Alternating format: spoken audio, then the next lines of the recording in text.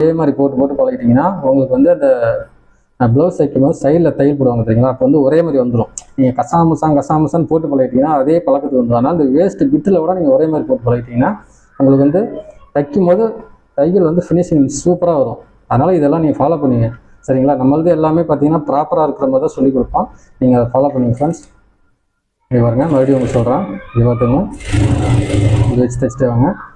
அதாவது எப்படி உங்களுக்கு பார்க்கணும்னா இந்த தையல் ஓரத்தில் இந்த கைடு பார்த்தீங்கன்னா கைடு ஓரத்தில் அப்படியே பார்த்துட்டே வாங்க. ஊசி பார்க்காதீங்க. ஊசி பார்க்க அந்த கைடு ஓரத்தில் இந்த தையல் போட்டு பார்த்தீங்கன்னா ஃபஸ்ட் தையல் அதை அப்படியே ஒன்று போல் அப்படியே பார்த்துட்டே வாங்க.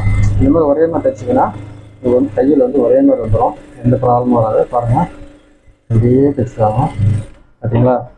இப்போ பாருங்கள், இந்த மிஷினில் வந்து பார்த்திங்கன்னா நம்ம இந்த அதாவது நீடியில் வந்து மேலே தூக்கிறதுக்கு நம்ம கீழே அதாவது பெடல்லையே கொடுத்துருக்குறாங்க. இங்கே பாருங்க, இப்போ நார்மலாக நிறுத்தியாச்சு மிஷினை. அப்படியே பெடல் வந்து பேக்கில் அமுத்துனீங்கன்னா மேலே போய்டும். புரிஞ்சுங்களா. இதில் வந்து அட்வான்ஸ் இந்த மாதிரி இருக்குது இந்த மிஷினில். இல்லை நான் கையில் தான் பண்ணணும் அப்படின்னு நினச்சிங்கன்னா பாருங்கள், இந்த இடத்துலேயே கொடுத்துருக்குறாங்க. இதை நீங்கள் இப்படி அமுத்துனீங்கனாலும் மேலே வந்துடும். 2 ஆப்ஷன் இருக்குது. நீங்கள் காலையிலையும் பண்ணிக்கலாம், கையிலையும் பண்ணிக்கலாம். இந்த ஆப்ஷன் இருக்குது. இந்த மாதிரி மிஷின் எடுத்திங்கன்னா அந்த மாதிரி வருங்கிறதுக்காக ஒன்று சொல்கிறேன். புரிஞ்சுங்களா. இப்போ வெட்டி தான் புரிஞ்சுங்களா. இது பாருங்கள், இந்த மாதிரி ஒரே மாதிரி தையல் போட்டே வாங்க. அப்போ தான் உங்களுக்கு வந்து ஒன்று போல் வரும்.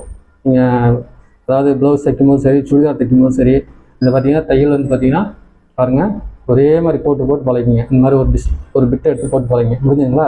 இது நீங்கள் நிறையா தைச்சி பழகுங்க. உங்களுக்கு ப்ராக்டிஸ் ஆகிட்டே இருக்கும், பிரச்சனை வராது சரிங்களா. இது ஒன்று முடிஞ்சுங்களா.